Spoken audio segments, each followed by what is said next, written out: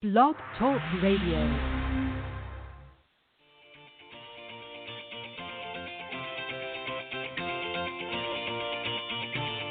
Good morning, everyone. Welcome to the Women of Golf Show. I'm Ted Odorico, and joining me is LPGA professional Cindy Miller, and we are your hosts. We're broadcasting live every Tuesday morning from 9 to 10 a.m. Eastern here on the blogtalkradio.com network, bringing you some of the best golfers, teacher professionals, and entrepreneurs helping to elevate women's golf. We're so glad you decided to join us this morning, so grab your coffee and let's get started.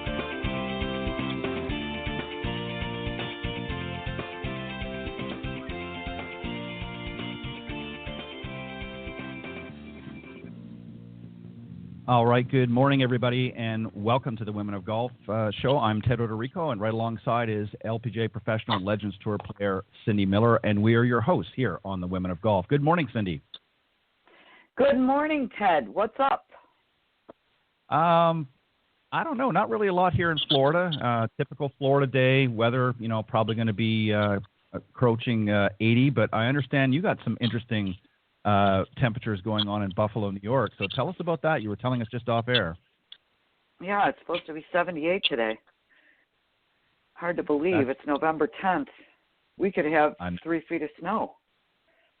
I know. I was just about to say, what's typically, because it's been a while since I've been up your neck of the woods, but what's typically around this time of year? What's the average temperature? Do you remember? I don't, but probably 40, 50. Wow. So get out there and enjoy it. If you're up in the Northeast, especially in the Buffalo area, get out there and enjoy it. 78. Now, is that what is predicted around that for most of the week, or do you know? No, tomorrow the reality shows up.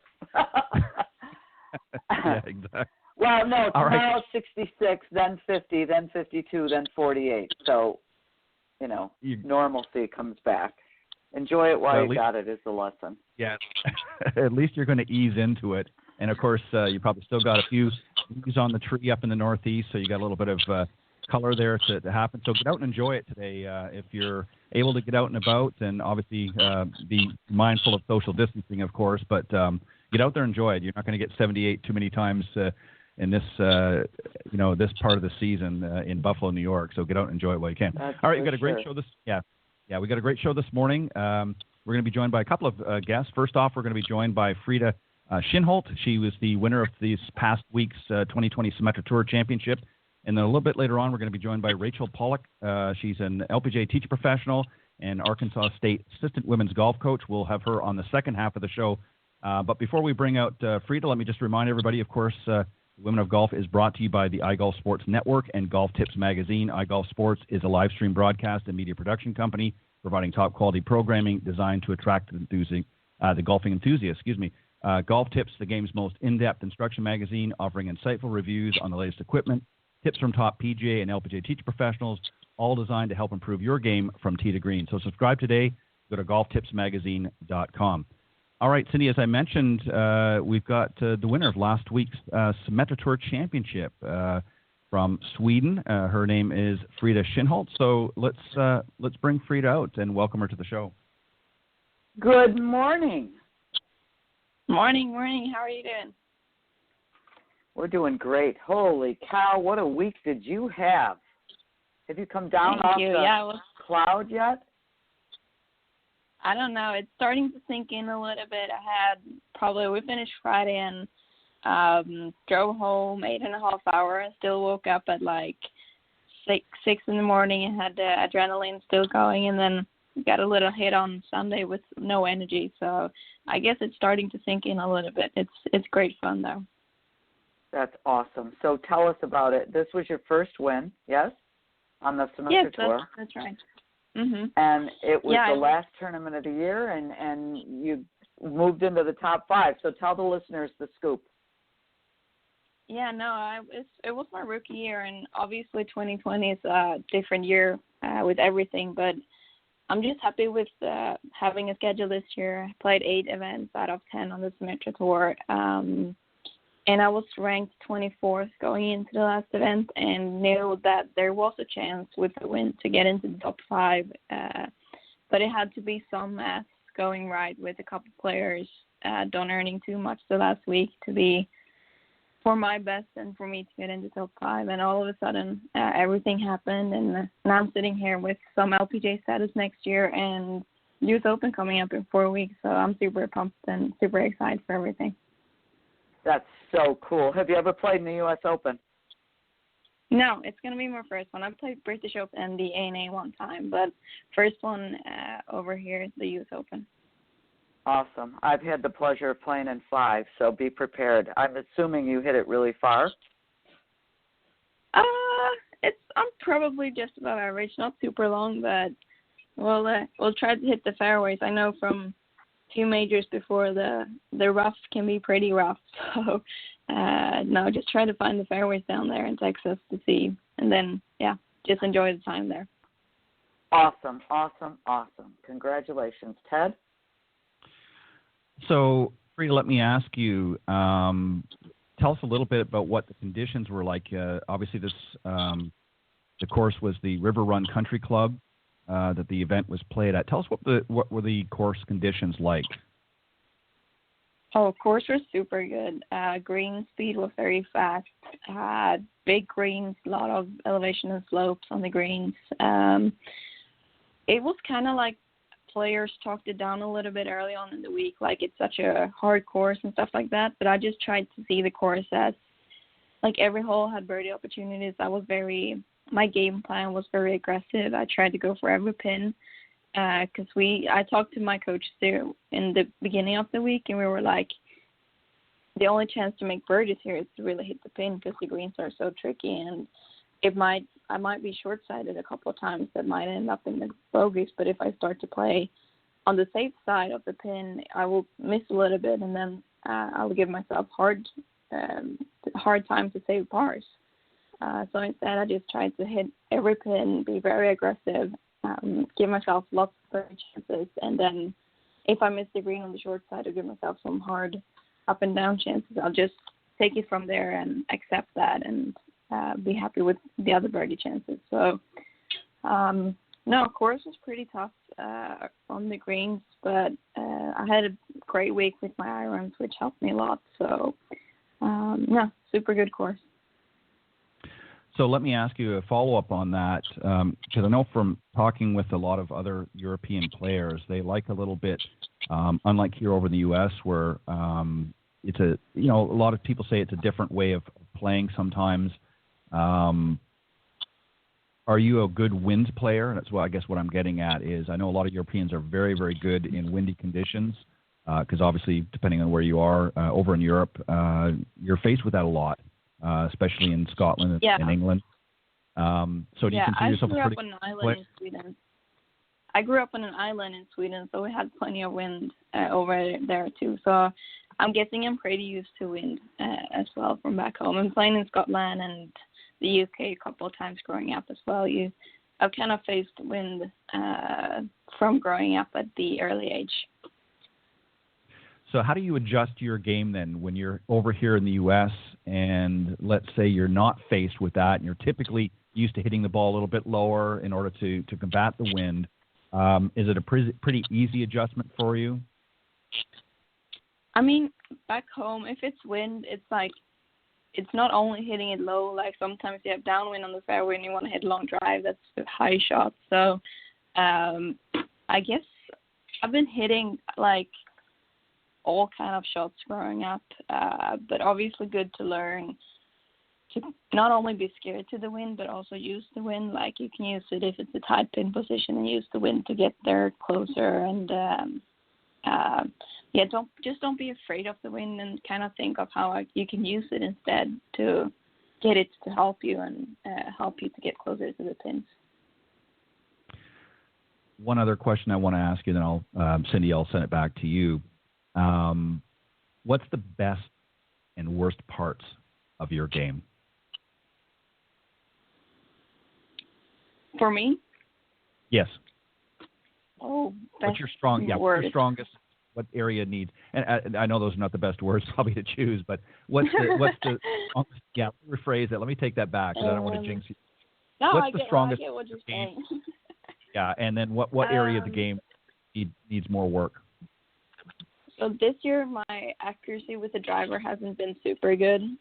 Something I love doing my stats and see what's going on. I guess it's from time to time though. I used to be a pretty good ball striker, not too much going on the course, but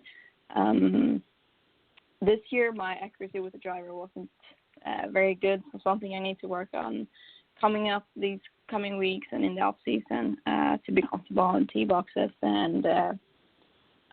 When the putter is hot, my game is pretty hot. I used to be pretty good up and down and scramble pretty good to keep saving my pars. Very interesting. Cindy, go ahead. I find it interesting that your game plan, because it's perfect because you've got nothing to lose. It's the last tournament of the year. If you don't finish it, you're already safe enough that you're exempt next year, right? Yeah. Mm-hmm. So tell us a little bit more about that game plan, because I think that's just awesome. No, it was like you're saying, I had nothing to lose. I knew the only way for me to get into the top 5 is to win. And if I win, there has to be like 12 other players that don't earn more than a certain amount to still go ahead of me. So it was like out of my control. I cannot control what they're doing, but I knew that the only thing for me to do is to get the win, to have a chance to get in the top 5. So from first hole to the 72nd hole, it was just trying to get myself as many birdie chances as possible. Nothing to lose, really. And, yeah, just out there, have some fun, try to hit as many good golf shots as possible, and try to enjoy it at the same time. Absolutely. One more question. How did you get to Florida State from Sweden? Well, I was recruited from Coach Bond over here. I did visit 5 different schools over in the States back in 2016, I believe. And then I just sat down with my family. We wrote down positives and negatives about the schools and kind of discussed what was the parts that I needed the most. And, like, for example, a great practice facility that's pretty close to where I can live and to campus and stuff. And the coaches over here at FSU were awesome. I still see them every day, and they're super friendly with me, and they want to help me out. So it was a pretty easy decision at the very end. I love it here at FSU. The facilities are great, and coaches and friends out here is awesome. And weather is pretty good too, and it's a good spot to be. That's awesome. My husband grew up in Pensacola, and it is nice up in the northwest part of Florida. It's just you still have a little bit of season change, and it's not 85, 90, 100 degrees every day. So that's awesome. Ted, go ahead. It's a good thing. Yeah, and that's exactly where I live, up in the northwest part of Florida, and I can concur. It's beautiful up here. You get a little bit of the seasons. I'd like to see some more leaf colors, though. I wish Florida had some other trees that you get a little color, but it's pretty good. So, Frida, let me ask you. I was reading through some of the notes here while Cindy was asking you some questions, and golf is obviously a part of your family. It's not just you, but your father, Michael, of course, teaches golf, and your brother, Marcus, is a European Tour member. So I would assume that your father has obviously helped you very early on in life with your game. What were some things that he taught you in preparation for where you are now? And are you and your brother, is there some competition in the family? Oh, yes. There's a lot of, we're a very competitive family. We have bets on everything, and we love to compete. But, yeah, as you said, Dad's been in the teaching golf for 30 years, I think. I think it's 3 years ago now, he quit the job at the club where we have grown up to just coach and teach me and Marcus full time. But, it's been great. He's been a good teacher and dad and swing coach growing up. It's really been no pressure on golf. I've done a lot of different sports, and he's just been there if I wanted to play golf, and if I did not, he was totally fine with that, and I just did other things. But when it got more serious, it's been super great to have. It's always good to have someone to discuss things with. And now, even though like we live at different sides of that big pond, it's like we're sending swing videos, and he's always there to support and help, which is great. And it's kind of nice to have someone very close. I mean, sometimes it's a little bit too much golf probably, but we try to separate that and coach into two different persons, and just try to enjoy the time together on the road. He did caddy for me in Phoenix, so no, it's great to have him there. And with Marcus, it's very competitive. We do a lot of just small things every time we compete, or who's taking the dishes and who's making food and stuff like that. It's always something going on, which is great fun, and we just motivate each other to become better. And no, it's a good deal. Now, is Marcus older than you? Yeah, he's 3 years older than me. So what do you do? And did your mother? Go ahead. I just have to ask: is that your mother caddying for you? Yeah, she caddied. She haven't really caddied for me. Probably one like small junior thing when I was younger, but those two last week was the first time she actually caddied for real for me. So it was good fun to have her on the bag too. She's probably between 78 and 84 when she's playing, so she knows the deal. That is so cool. Mm. Go ahead, Ted. Sorry I interrupted, but I just had to ask. Not a problem. No, it's a good question. It's nice to have that really running throughout your family.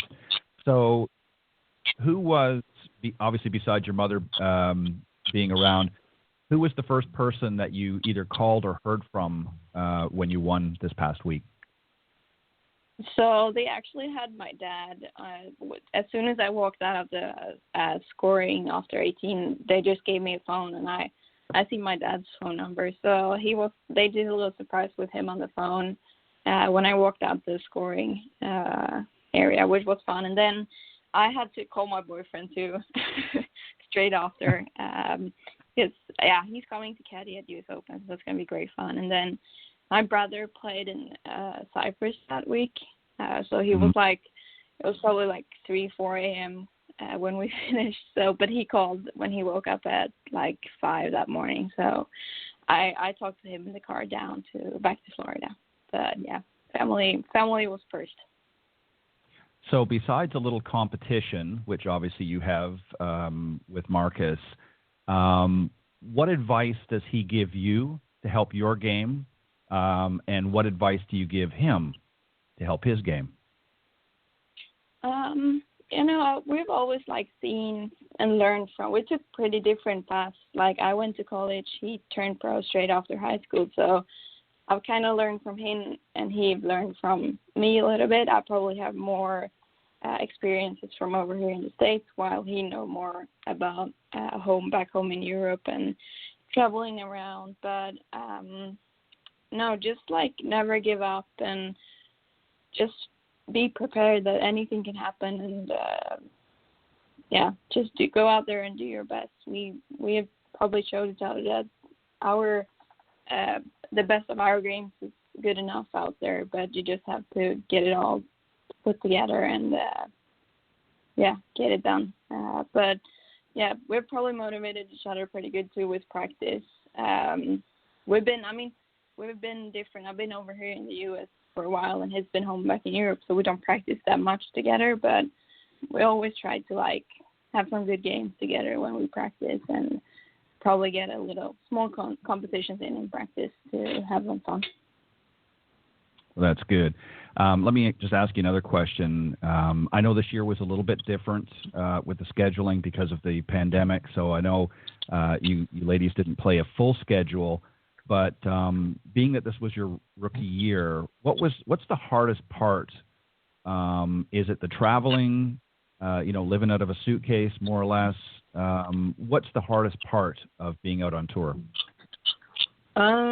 The hardest part for me has been, I love to work out and lift weights when I'm home. And that's pretty hard when you're on the road. Now we've played 5 tournaments in 7 weeks, I think it is.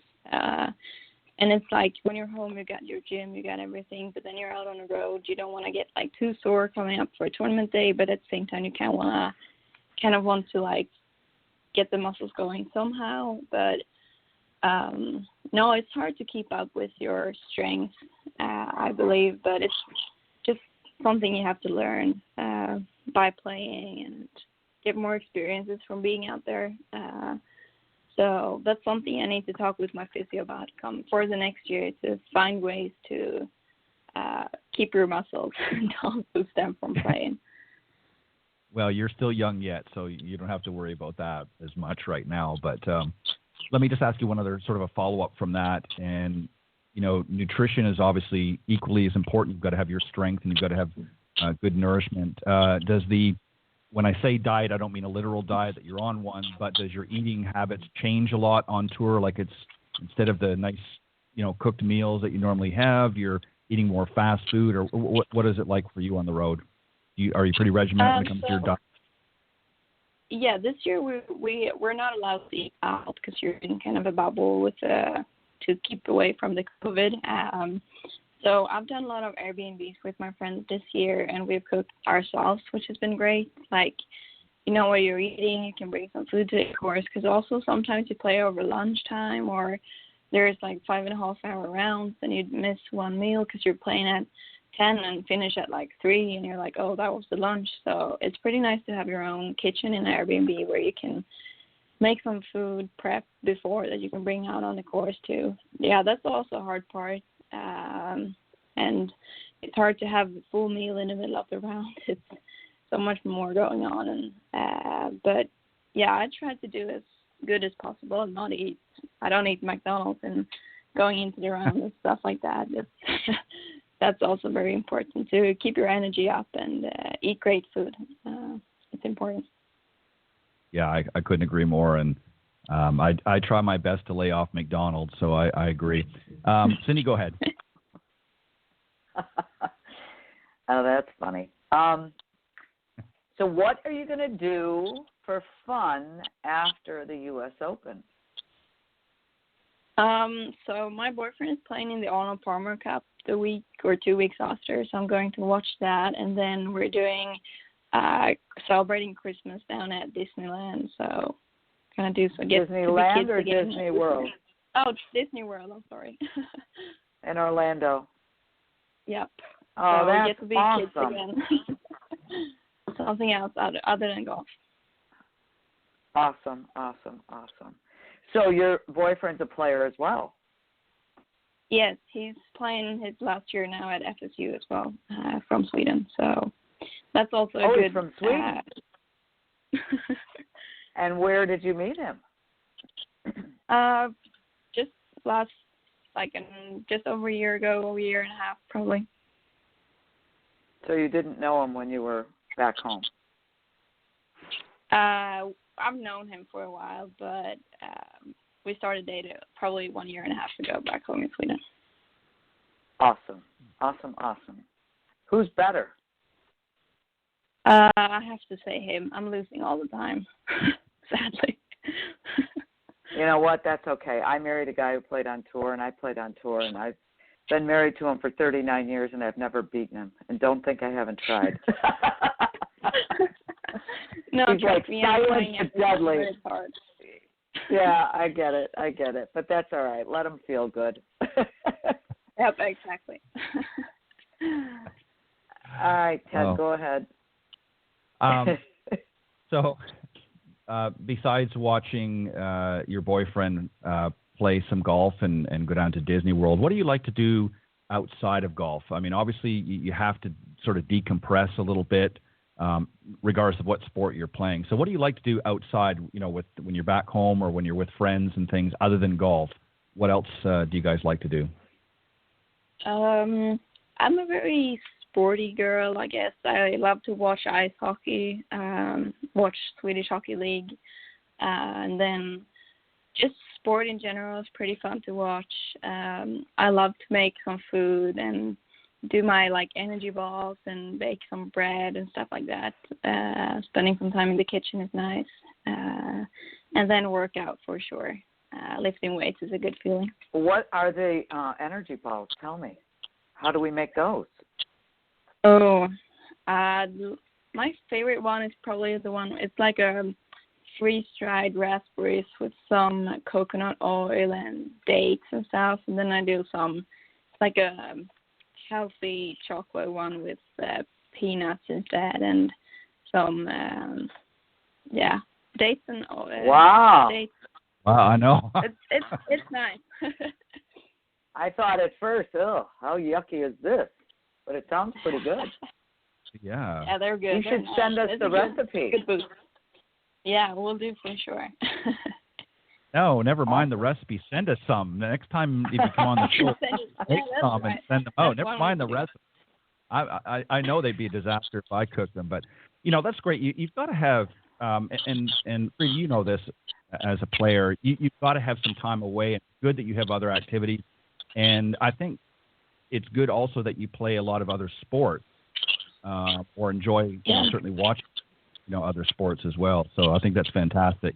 Well, Frida, we want to thank you very much. Unfortunately, our time's up and we got to move on, but we want to thank you and we appreciate you spending some time with us this morning.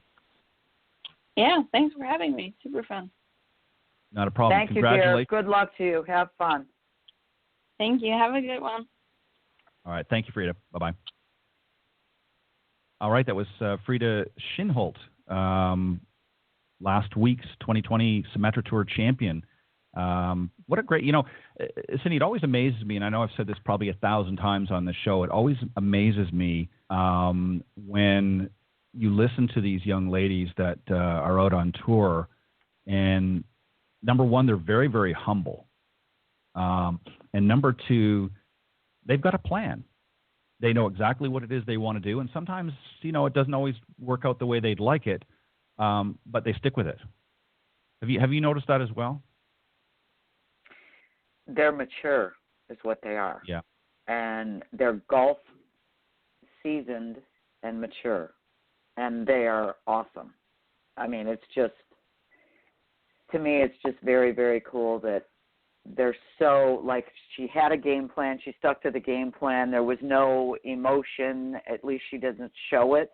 It's like, I'm here to do a job. Get out of the way. Let's move. And that's so awesome because, again, this is all because of the junior programs. They learn this so much earlier. I was out there. I had to learn it while I was playing. And so the learning curve I don't want to say it's shortened, but it starts earlier. And they're all trained so well when they're younger. And again, being from Sweden, I'm sure she was on the Swedish national team. And they all have programs and, all these other things. So it just helps them become more mature earlier. And now I must say the obvious of who did she knock out? Someone didn't play well who was protecting their lead to be in that top 5, and that person, is sitting back. Again, it was a short season. You have to forgive yourself. But on the other hand, they've got to be like, oh, brother, the inevitable, the unspoken, the thing you didn't want to talk about happened. Yeah. Yeah, and that's so true.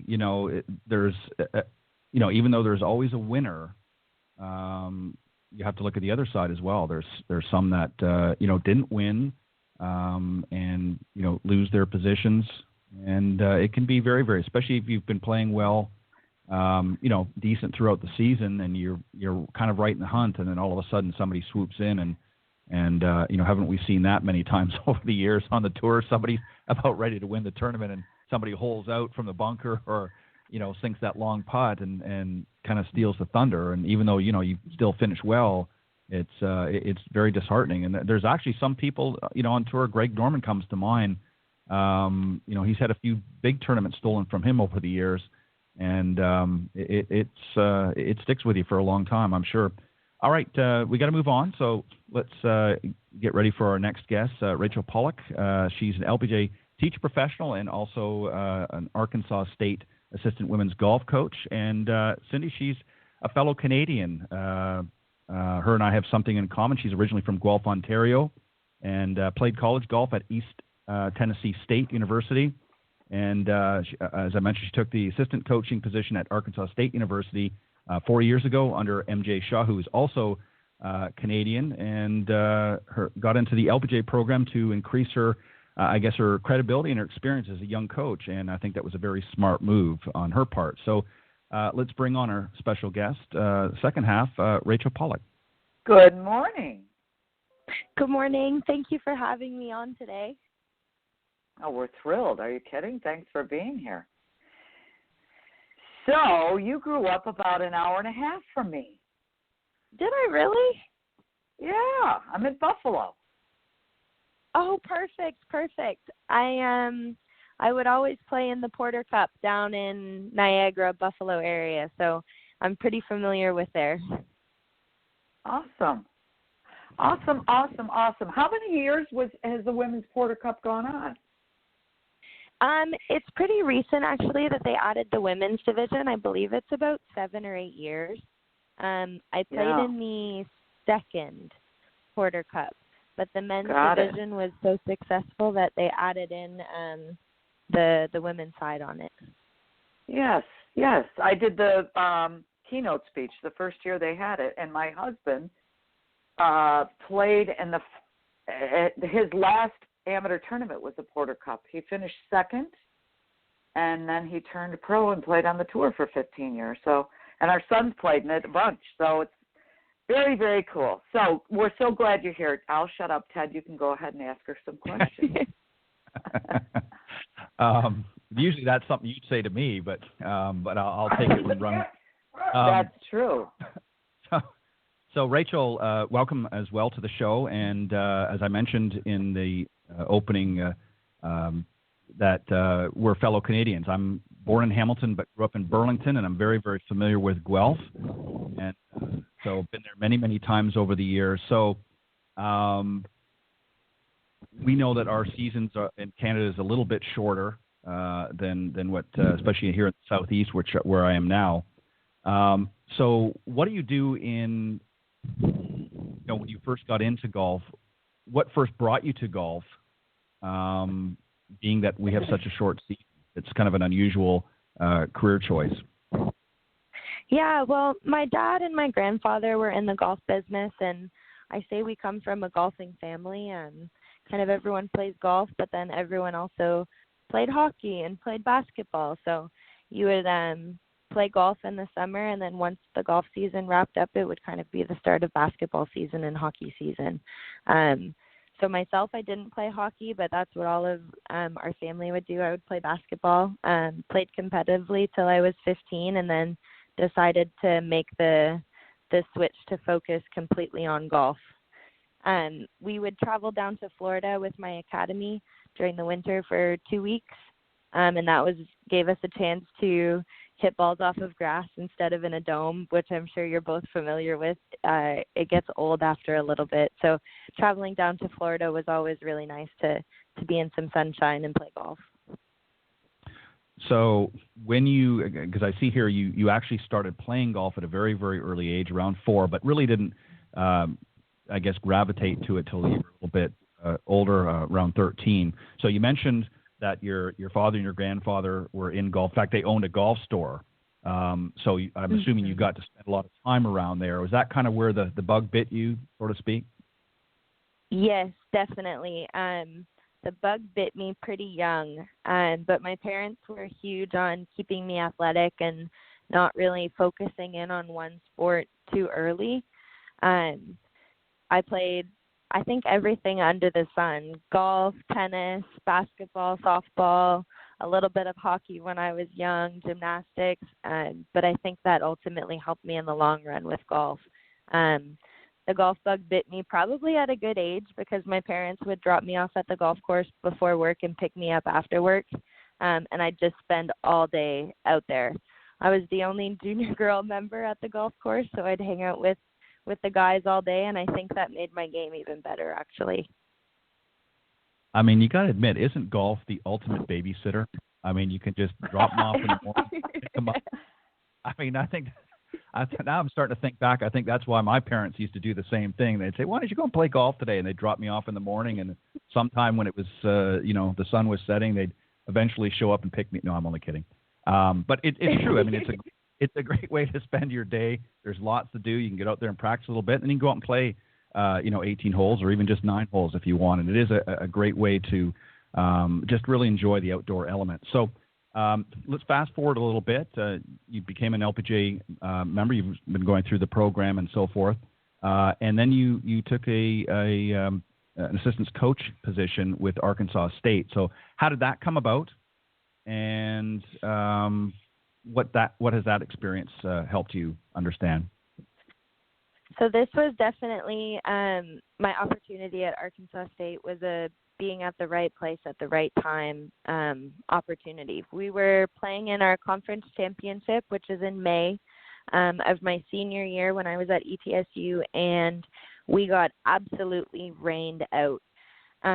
So we were all back at our rental house with our coach, and I had been looking for a position, and my parents were down at the conference championship, and they asked me the day before, they said, have you found anything? Are you having any luck? And I was pretty down on my luck. Wasn't feeling super confident about finding a GA position. And then there was a job posting that my coach got through the WGCA email, and she said, I think MJ at Arkansas State is Canadian. Do you want me to give her a call real quick?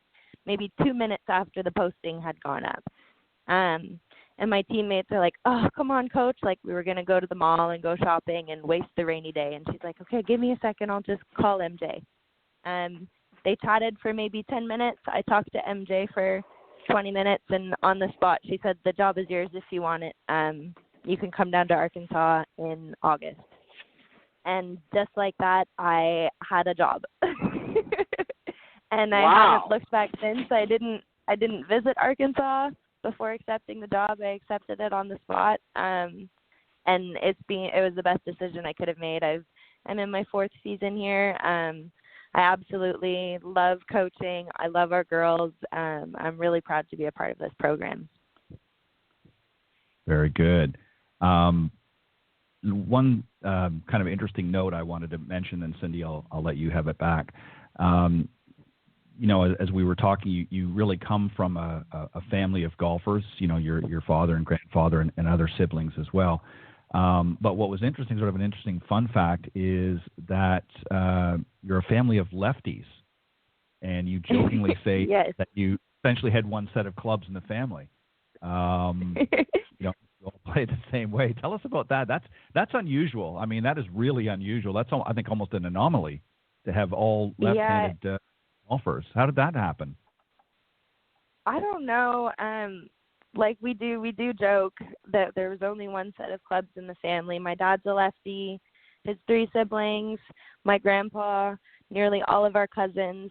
But the weird thing is that we're all right-handed in life. Like I write right-handed, I throw right-handed, but I play golf, baseball, hockey left-handed. So we're just a little, I guess the Pollock family's just got something weird going on up in Canada. But we joked that we only had one set of clubs, and a couple teachers suggested to my dad when I was really young to switch me over, but it was how I naturally picked up a golf club, so he kind of wanted to stick with that, and it's worked out. And if you're a lefty in college golf, you can squeeze more people into your range slot when there's 100 girls warming up. So I think that worked out to all of our advantage in college. That's right. You can look great. right. Yeah, you can look right down the line too. Just on a side note, and then Cindy, I promise I'll let you have it. Is I'm actually left-handed, which is kind of odd, and I'm the opposite to you. I actually was taught right-handed, and cannot play left-handed if my life depended on it. I don't know why, but that was what my father did. I was growing up. You didn't play left-handed. You were taught right-handed. So that's kind of odd that you're all right-hand dominant, but you all play left-handed, and I'm the opposite. So, anyways, I thought I'd mention that. Cindy, go ahead. Jamie's left-handed, and he plays right-handed. Our middle son. Anyway, so I have a different question. What is your job description as the assistant coach? Tell us what you have to do. Do you recruit? What do you do? Yeah, so it's funny. People, I think, are a little bit surprised at the answer to this question. I think maybe coaching golf is 10% of being a college golf coach. We have 8 girls on our team right now, so kind of the minor things, planning practice, planning tournament schedules. We've already got our tournament schedule set for the fall semester next year. Travel planning, recruiting. We're in a recruiting freeze right now with the NCAA and COVID-19. So we're not able to travel and recruit, so we're doing a lot of FaceTime calls and Zoom calls. So that's been definitely an interesting change that we've had to adapt to. And then also just kind of managing 8 different personalities and 8 different learning styles is definitely kind of probably at the top of that list of what you do as a college coach. Interesting. Cindy? Oh, I think we might have lost. Sorry. I had muted myself. I had a little tiny doggy walking in here who wanted to make noise, so I apologize. What do you like the best? I love competing. I'm such a competitive person, and being able to have the girls on the golf course and be able to develop a strategy that works best for them individually at an event, playing against other teams, seeing what you have to work on, what your strengths are. Yeah, definitely traveling and competing at tournaments is hands down my favorite part. Awesome. Ted? So when you play yourself and you're out there, what is it that you've learned about golf? Because obviously you got into golf very, very young. What has golf taught you that you're now able to help some of the players during your coaching? I think that I've had a couple different styles of coaches growing up, kind of fine-tune how I'd like to be as a coach. First and foremost, especially on the golf course, I want my girls to feel like they can turn to me and say, hey, coach, can you walk with me for a couple holes, and support them even if they just hit a bad shot. I'm not going to get upset or get frustrated. I'm going to do my best to kind of pull them out of whatever they're in and be able to be there and be supportive. But at the same time, if my girls are listening to this, they're going to laugh. They call me Sarge, like Sergeant, because I guess I don't take any crap from them, and they know that they're on their best behavior for the most part when I'm around. So they joke around and they call her head coach Cupcake, and they call me Sarge because she's so sweet. So they need you, believe it or not. Let me ask you this. Do you do any team building or assessments with your girls? Alan and I do that, and we've done it for lots of different college teams, Ohio State, Augusta State, all that stuff. So have you ever done that with your girls? We do team bonding in the sense of we do activities together. A couple of weeks we had a pumpkin carving contest together, which we do every Halloween, which is really fun. We're doing an early Christmas party this year since all of our classes are going online after Thanksgiving, so all of our girls are going to get to go home early and finish up their exams. As far as assessments, not necessarily, but after this call, I'd definitely be interested in learning kind of what all of that is about. Cool. I'll send you some information. Okay, perfect. Yeah. Ted? Yeah, I think it's important, as a coach to, get everything, all cylinders firing on the same, engine, if you will. And it's difficult when you've got so many different personalities because you have some dominant players who are a little bit more aggressive and want to, sort of get out there and just, do what they do best. And then you have others that you have to sort of nurture along. So what do you do in a case like that, Rachel, when you've got players who are, and I hate to put them in this box, but more of an A-type personality? They're very assertive, I don't want to say aggressive because that's not the best word to use, but and then you've got others that are a little bit more You've got to nurture them along a little bit. How do you find balance when working with such different diversity of players? Absolutely. That's a great question. And I think that's one of the best parts as a coach is learning how your players perform at their best. So off the top of my head, I can think of 3 girls on our team that are that type A, that you just kind of have to let them loose. They don't necessarily need you to be there to talk through a shot or through a scenario. And if you're there, it's more just for company. Like we'll be walking down the fairway talking about what happened or what you watched on ESPN that morning instead of, how's it going? Are you okay?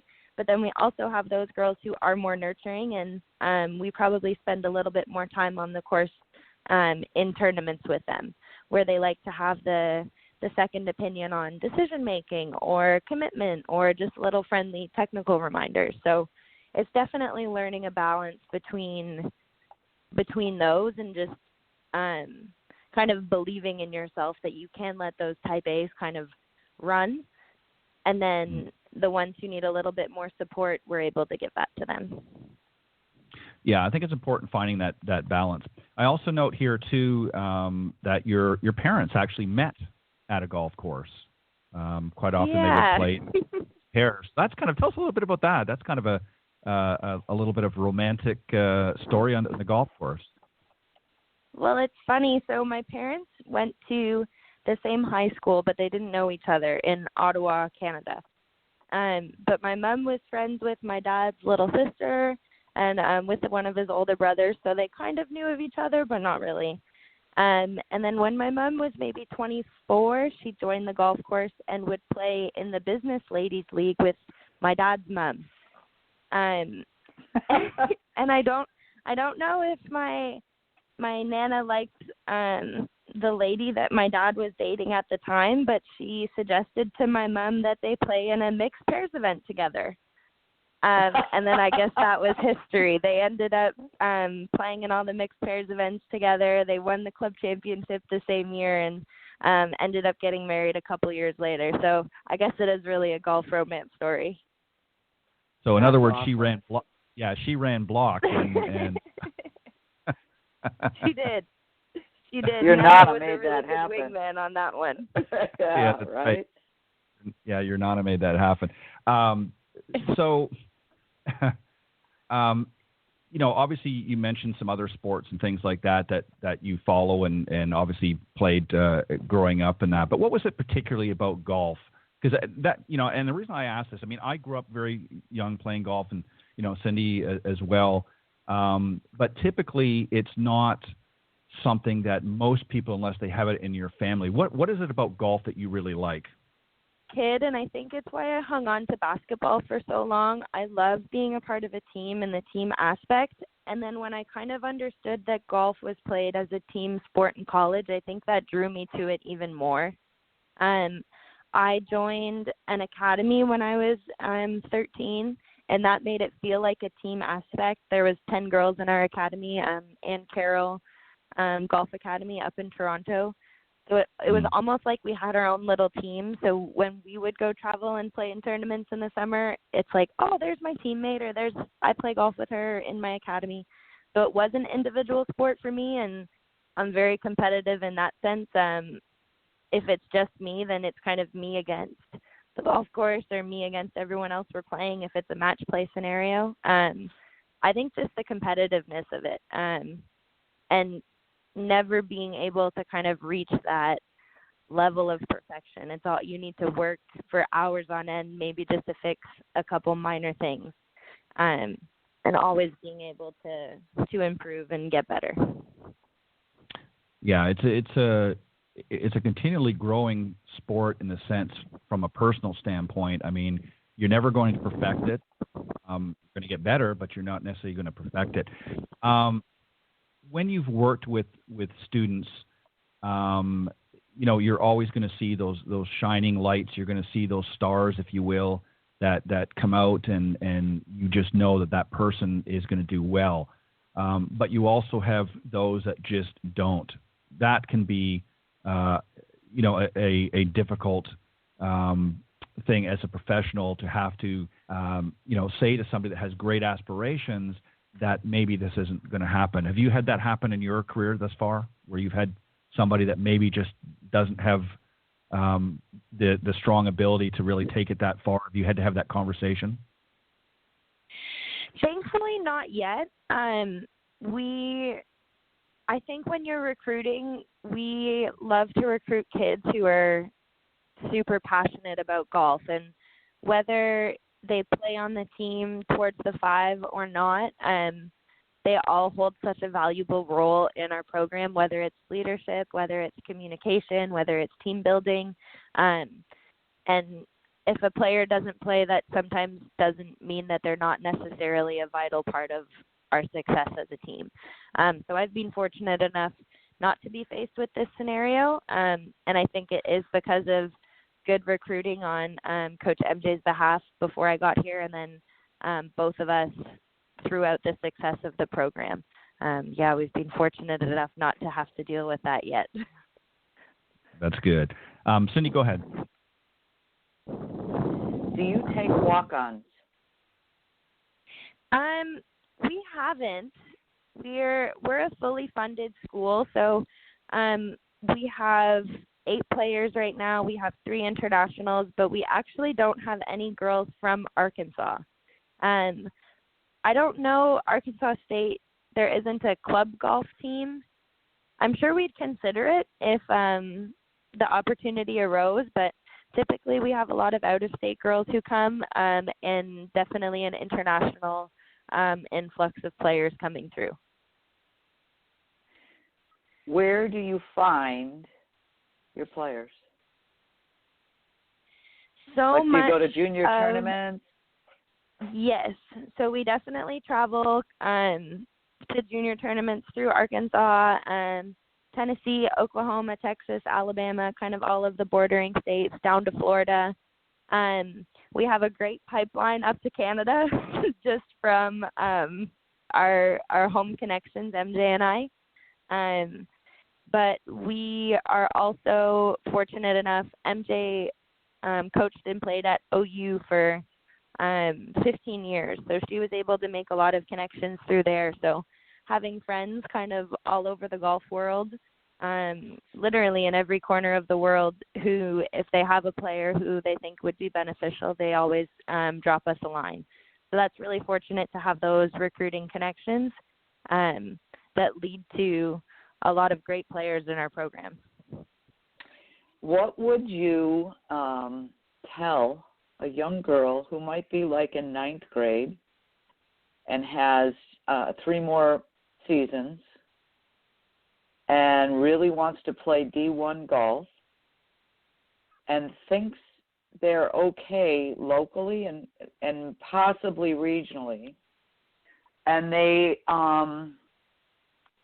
really want to play well, but they don't understand that it's all about what do you shoot, and are you fun to be around, or are you miserable?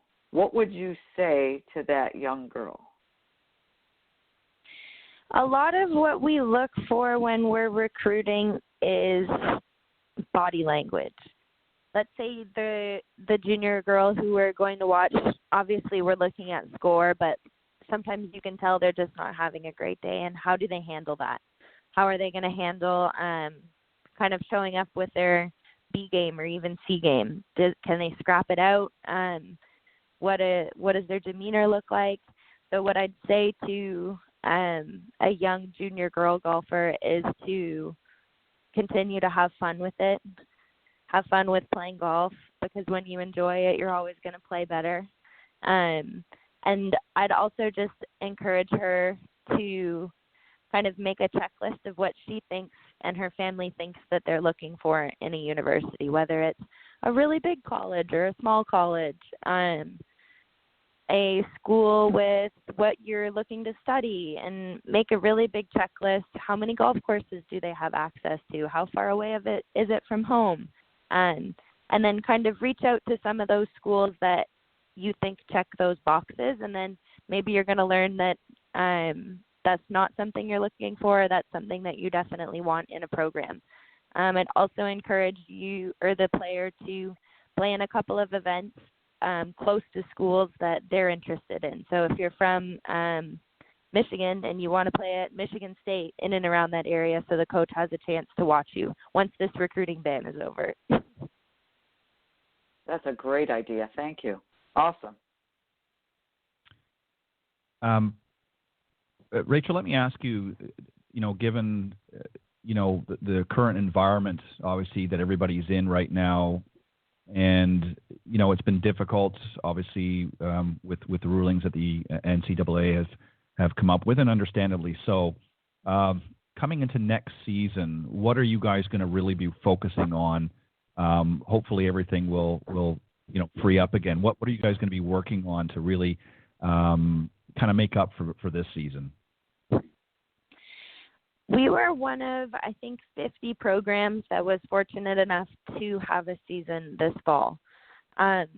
With that being said, I think that's only going to give us an advantage in the spring. When our season was cut short in March, it was right in the middle of a huge program push for us. We were on our way to winning our 4th team event that year, and we were rolling. So to have that cut short was really hard, but I think that only gave motivation to our girls for this year. I think having the opportunity to play this past fall is going to give us a huge advantage, because we already know what it's like to travel during COVID, to how we travel, how we get around, how we play in golf tournaments now that this is the new protocols that are placed with us. So using the fall is very much so a learning curve, and then being completely prepared for the spring on what to expect. Have you been given any indication as to, and forgive me if you've already mentioned this, for next season? Obviously, we're still kind of in limbo with what's happening in that. Have you guys got any indication as to what's going to happen for next year in the spring? If there's going to be a freeing up, or is it going to be pretty much the same as what you had in the fall? As of right now, we're a go, and that's me speaking personally at Arkansas State and the Sun Belt Conference. We are playing a spring season, but I know all coaches have their spring season set. So hopefully that the coronavirus, the cases don't continue to rise, because I think that will be a big factor, our ability to play golf in the spring. But what better sport to be able to socially distance than golf? Right. I think that it's a great opportunity. Hopefully that these kids are still able to play. We're able to safely conduct a season, which I think we showed this year. We implemented a ton of training protocols and safety protocols in regards to COVID, and all of our girls stayed healthy and safe throughout the whole semester. So I think it's just a great way to prove that we're able to still compete through these really difficult times. Yeah, I couldn't agree more.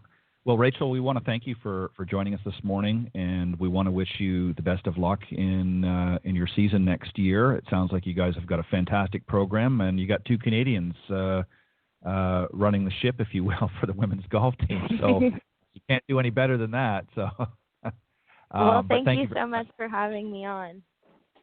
We Thank you appreciate so much.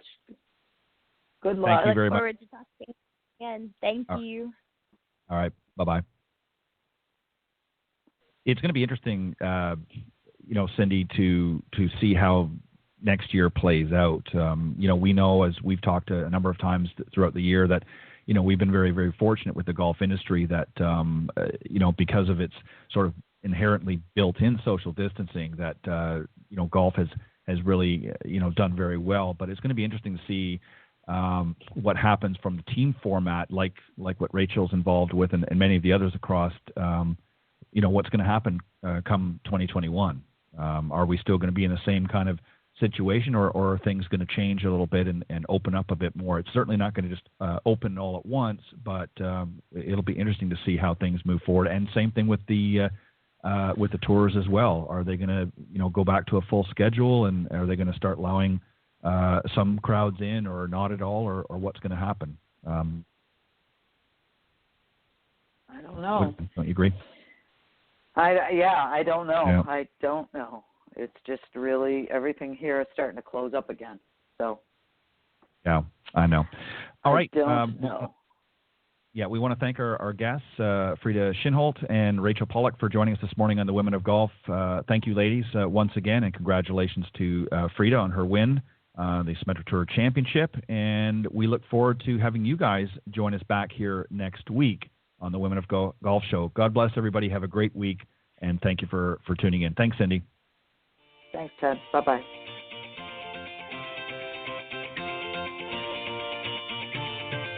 Thanks for listening this morning to the Women of Golf Show. Tune in live each week by visiting blogtalkradio.com/Women of Golf, or on any of these social media platforms: iTunes, Stitcher, TuneIn, Castbox, TalkStream Live, and of course Spotify. If you can't join us live, check out our on-demand section for previously aired broadcasts. To get updates for future shows and upcoming guests, you can follow us on Facebook at Women of Golf. You can also follow me on Twitter at Ted and Buck CEO, and Cindy at Cindy Miller Golf.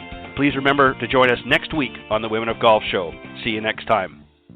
This has been a production of the iGolf Sports Network.